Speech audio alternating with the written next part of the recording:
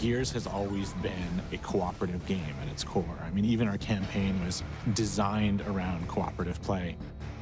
The #1 question I get is Horde mode coming back? I get that every single day on Twitter, so I couldn't wait to actually talk about survival.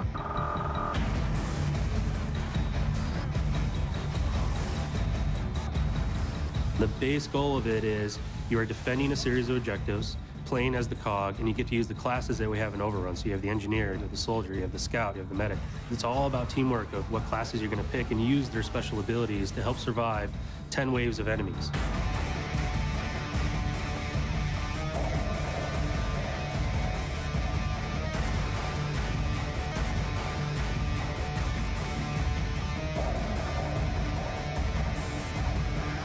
It shares the same kind of like gameplay mechanics as Overrun.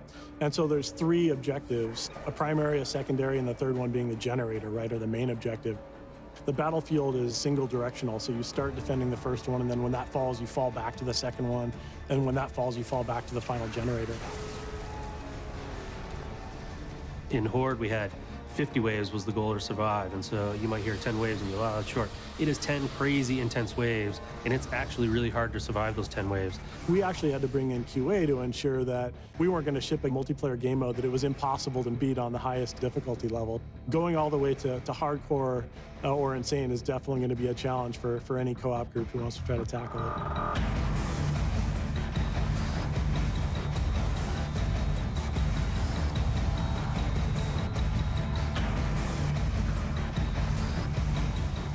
I think the key abilities that you're going to see, if they're used well, give you a big, big advantage. If you have an engineer who's repairing a fence and the locust forces are incoming, there's no way he's going to be able to repair that fence. And so you've got this moment where all of the classes are doing their thing, and it's all to protect the one engineer who is staying alive and not slowing down and not reloading and doing all this to save that one barrier that's protecting your objective.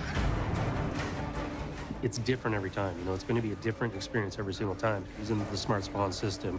As you're changing and trying to figure out the best way to beat it, the game is changing on you, and so you're constantly having to adapt and figure out, oh man, we thought this was going to work, but now that it's different because, you know, we're facing different enemies. How are we gonna team up and actually beat it this time? There's a lot of just little ways that they can work together and complement each other that make that so much more valuable than, hey, everybody just runs in with their Lancer and shoots stuff.